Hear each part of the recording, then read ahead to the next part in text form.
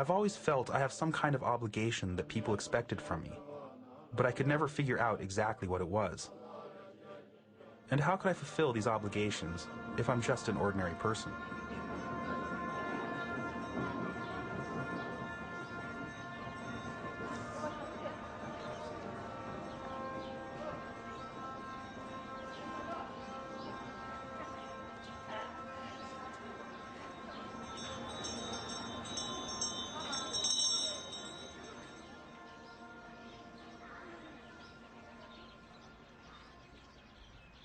I first met Dzongtsar Khyentse Rinpoche, my teacher, when I was 16 years old and was immediately drawn to him. A few years later, instead of going to college, I went to India to study with him.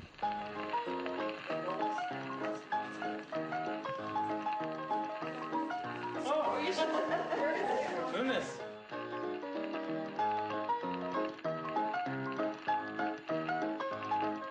I've always valued his guidance and insight, and I'm hoping to spend some time with him.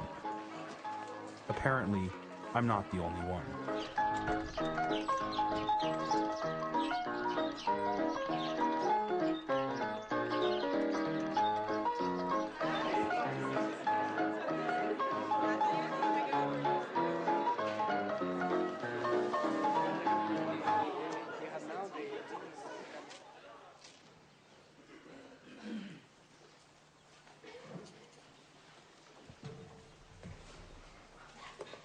First of all methods are fake.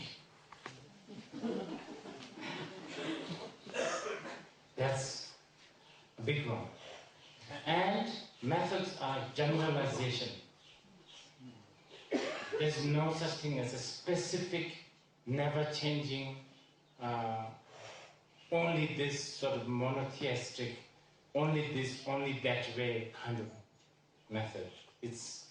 It's a generalization. It's always changing. Okay, so based on that, I can't really go on talking everything about Vajrayana Bell, but I thought maybe just see, this is again another method. The fact that I can't tell you. You understand? Really, seriously.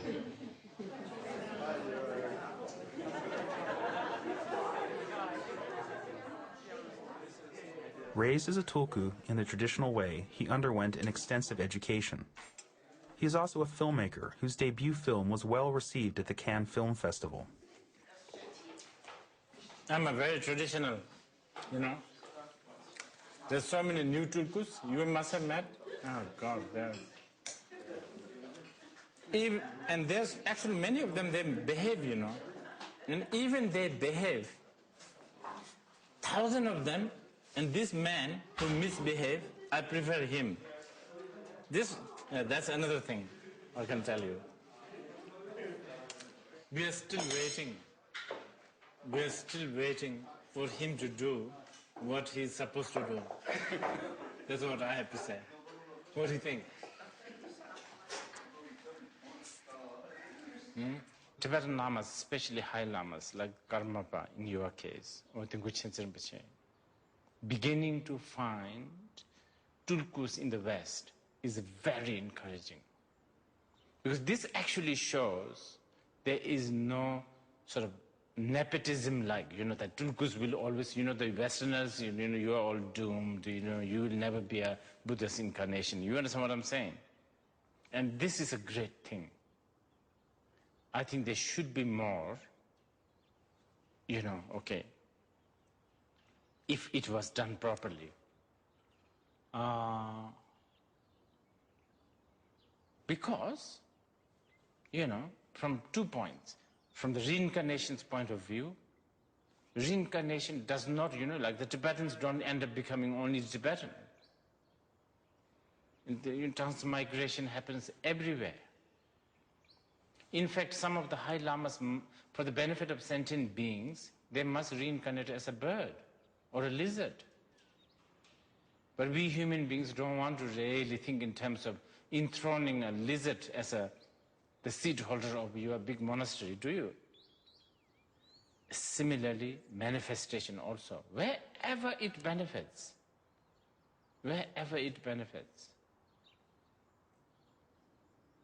wherever the reincarnation benefits, even as a lizard.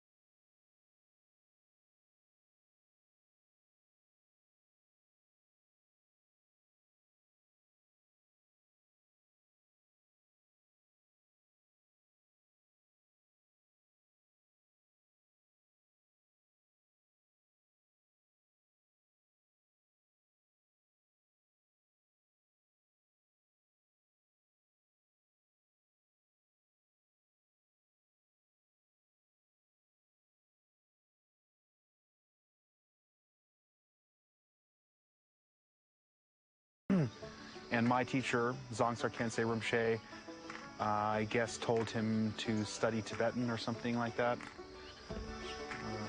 So yeah, I want to give a call. I have a cell phone number. I need to give him a call and see if we could get together. And I'm not sure if I'm going to get in touch with him, but why not give it a shot?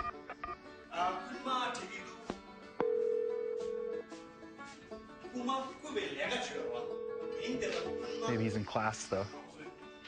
Hopefully he's in class. And sometimes you can buy a smile, more times you gotta win it. But you don't need to own the world to fit right there in it. So sit right there in it. Take your saddle back into the sunset, relax and soak right in it. It's a bumpy road, you'll win, you lose. So sit yourself down, enjoy it. Nangla 공기 sheba kare la mutungime. Mutungime.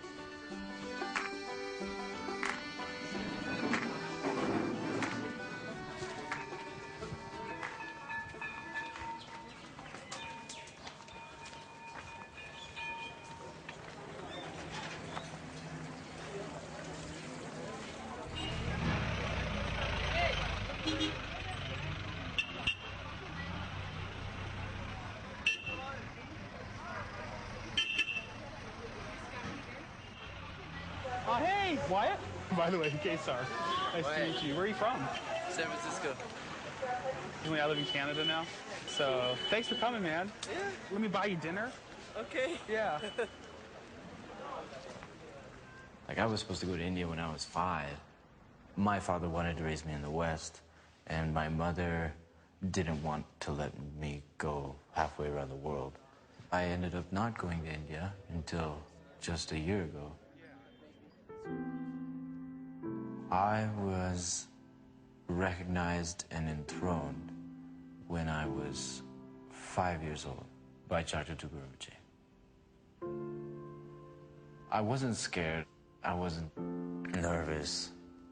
It was very relaxed, but it was very intense. I think when you're a kid, it's easier for people to accept because you're so innocent. You're so fresh, and you're not worried about their expectations. So it was easy for them to believe because it's just a boy.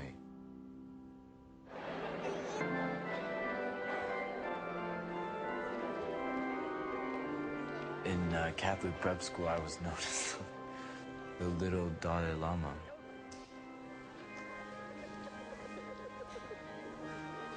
When I was a kid, I would say things. You know, I remember you and me hanging out in this courtyard in such and such in Gompa, in such and such a time, in such and such a place in Tibet. For czerwca, being around him was like being with a grandfather. I mean, he sort of was always looking after me, disciplining me. He taught me Tibetan for a while. He taught me how to read Tibetan when I was little. He had me on the throne always, next to him, and I'd have to read my texts during puja, all sorts of practices. Yeah, and of course being around him was so, I loved being around him. I mean, how could I not? He's just so kind. I mean, he would give everything to me. And just always look at me with those eyes of just like, how do you say, you know, when those eyes that you want everybody to look at you with, those eyes of just such care. I don't know. I don't know so many good words for it. That whole phase was until I was 8. After that, being around him, we didn't talk so much. I went to him one day, I think maybe in 2000, right before I was entering high school. And I was like, what should I do, Rinpoche? And he's like, listen to your father. So after that, he sort of he eased off a lot. And I changed after that. I don't know how to explain it, but some days I felt like, oh, maybe he doesn't care anymore. But then there was, you know, I still saw those eyes, of course. And I had taken an interest in llama dancing. I was so into it. Like, I was just into this thing. I mean, you put on this huge costume that weighs maybe 30 pounds, and this mask that digs into your head, like, you know, you gotta put all these pads in it, and it's like, you know, there's these huge teeth. And you wear a costume like that, and it's, you know, you spin around and jump up in the air, and it's really exciting. And I enjoyed it so much that when I sat back down and looked up to him, he was like, I'd never seen him so content with me. I was always worried about his approval. And after that, it just, maybe it was the whole, I think it was just the whole ceremony. And he looked so just really happy, you know, happy about everything that had come. It was about the last image I have of him.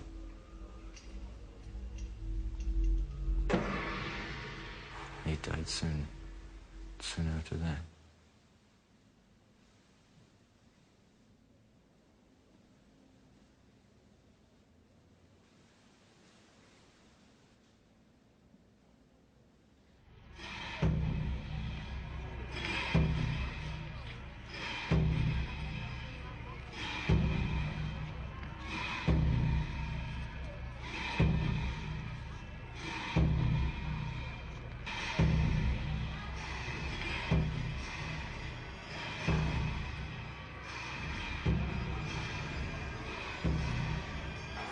Without a doubt, the most remarkable part of being a tulku is the connections developed with teachers.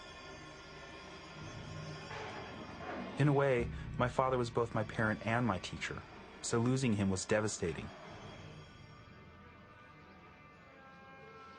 It's when I'm in places like this, surrounded by our sacred culture, that I feel closest to him.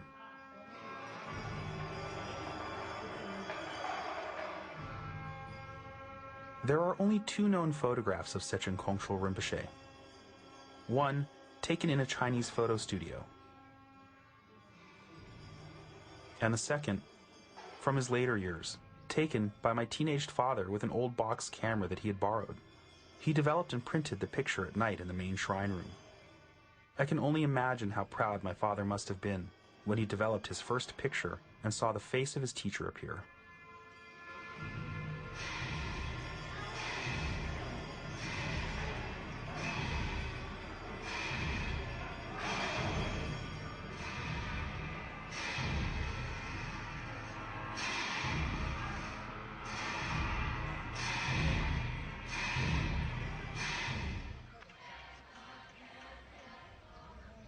The entire tulku tradition began with the second Karmapa more than 700 years ago. I'm sitting on the steps of Gyudo Monastery. We're about to interview His Holiness Organ Tinley Dorje, the 17th Karmapa. The 16th Karmapa recognized me when I was 6 years old as well, so this is the first time I'm meeting his reincarnation. The current Karmapa is the 17th in an unbroken line of tulkus. At 14 years old, he made a daring escape from Tibet. Did you have any problems believing that you were a tulku? Myself. Yeah, yes. so.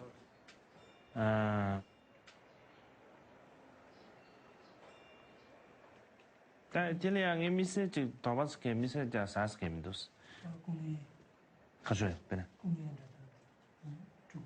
Susu lah. Kaya ngati mesti tawas sas ke midus. Jidang ini sebila susu kari, atau jidang ke sambil tuan sebila susu ya baji. Kasih daji, ibelia kasih daji. Atau ji, siapa ada, ji kasih ji. Tawas sana jidang susu kari bah. 지 삼다비네 대해서 더 사고를 붙여 알았어. 답변한지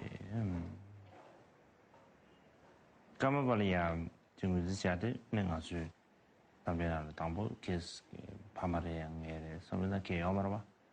아 까마발이야 은지 제 차를 제리야 간다 지거수에 구유 도안이미나 더 간다 지거수에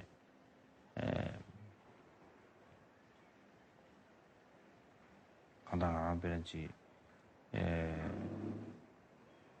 집에 신다를 좀 이미는 그 당자 좀이라 자리 와봐 이제 인주산 디균 생기 가셔야지 마데르지 연구도 이미네 다가지 소소 라마지 비지 주구지 인비에 가셔야지 천나랍니다 지디 다간다 뽑아라디 강에 가서 채비네야 뒷바바디 쇼뇽메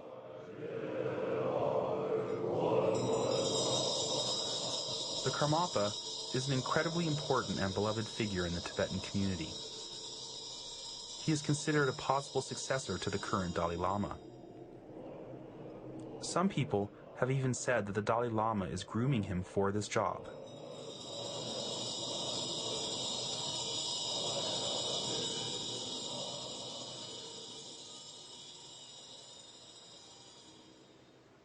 Tibetan monasteries, they used to be big. They're a very big institution. They own a lot of properties. It's a very big thing in the social structure in Tibet. And wherever there is a money, wherever there is a power, there is a corruption. And there's also fear. There's also you have to have a management. So it could be for the purpose of managing a big institution. This happens to be an answer in a society like Tibet. I mean, in the West, you elect, let's say you elect the big guy in the White House, but it does not really happen in places like in Tibet. So the way to continue the big guy in White House happens to be like this, and it has its charm, if it is done properly. I mean, like the President Dalai Lama, he holds one of the highest throne, the highest throne in Tibet, and he happens to be a child of a farmer, really a poor farmer.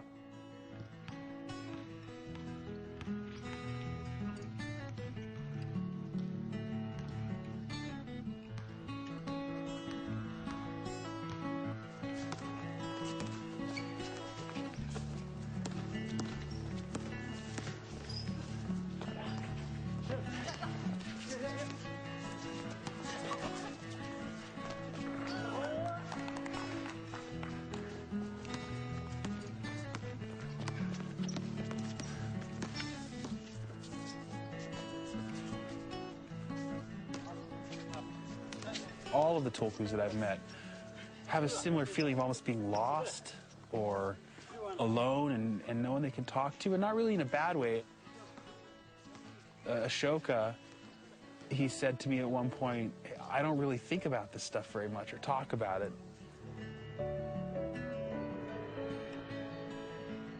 When you grow up as a tulku in the West, you could sort of completely flip and not believe it at all, or completely believe it, and it can flip back and forth, you know, with one thought. And I really see Wyatt going through that. And it's interesting for me to realize, because I'm 34 now and Wyatt's 20, that he's actually looking to me sort of for advice, or, you know, to sort of ask me what I've gone through and how I've dealt with it, and realizing that actually, you know, I have some kind of valuable experience that, you know, I could reassure him with. I mean, I've always struggled with this kind of stuff. The whole idea of being a tulku is so sort of far-fetched and so out there that if you tell it to most people, they just think it's some, you know, complete mumbo-jumbo bullshit. And I think the idea of tulku is all right. It's just when you give someone a title. I mean, what do you said something earlier, like, you tell someone they're supposed to be this person? Like, does that mean you're supposed to act like that person? Does that mean you're supposed to carry on whatever that person was doing? Is that person different than you? How much... it's just so strange, man.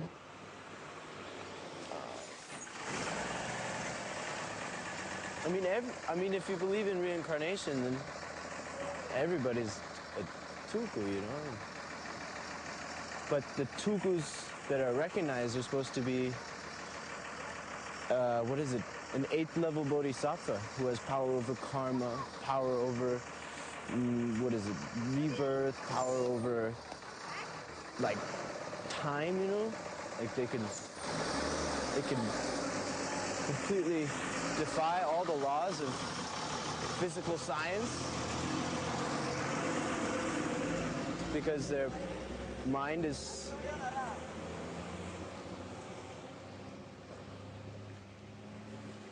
so great, so precise. yeah, I guess that has really been my experience, is that I try to not think about it in those terms because that's just too sort of unbelievable, and try to understand it on a more personal level. To try? I guess I feel like when I read about that kind of stuff, it makes more sense to me. Because it's not just some like vague concept. Like there's an actual design. There's a whole design to the way it works. Just like there's a whole design into the way the tree grows. Like there's certain causes that actually have formed the tulku. And what, like it's a very important thing. It's really important. And what I'm curious to know is it right to keep this tradition going in the West when there's no system for it to be held?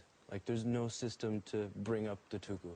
And there's no parents that are just going to give up their kid. I mean, there's no way someone's born in the West just going to hop into a Tibetan shedra and study, 14 years. Like it's almost impossible. Yeah, I figured that out. Hello. Can we get 2 chai, please? Trying to have a strong grip on a so-called culture and tradition in many ways is not a wise thing.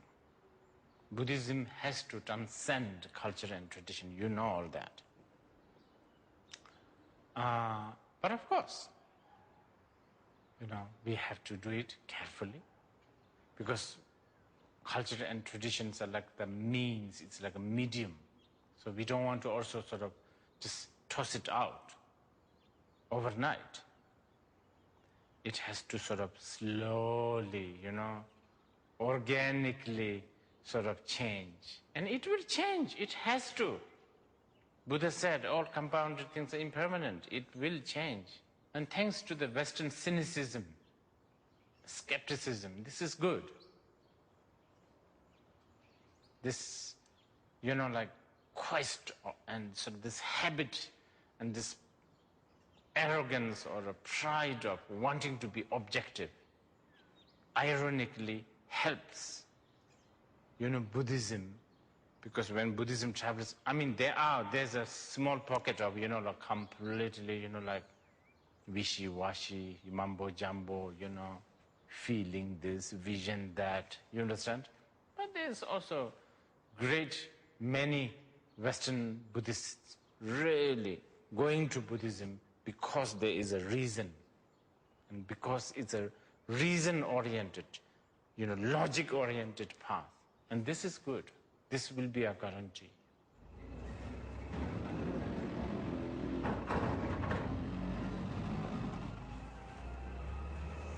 I have the biggest fear that I'll meet someone and then they'll know I'm a Tugu, and then they'll turn around and they'll be like, he's not a Tugu. You gotta be kidding me.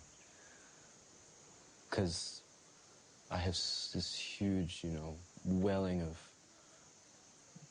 pride in that, and you know, that's cut down. Then I feel like I'm nothing, you know, which sucks. Like, I just want to be a normal guy. Well, you are, though. Yeah, but not really. Are you sure? Well, I mean, if Dr. Tugu was right, you know, even if it's not true, there's still the title there. I mean, it sounds like it's better to me to just sort of stop giving titles and thrones, you know, in the West. Because as soon as you do that, it just becomes political. And it's like this whole social ladder.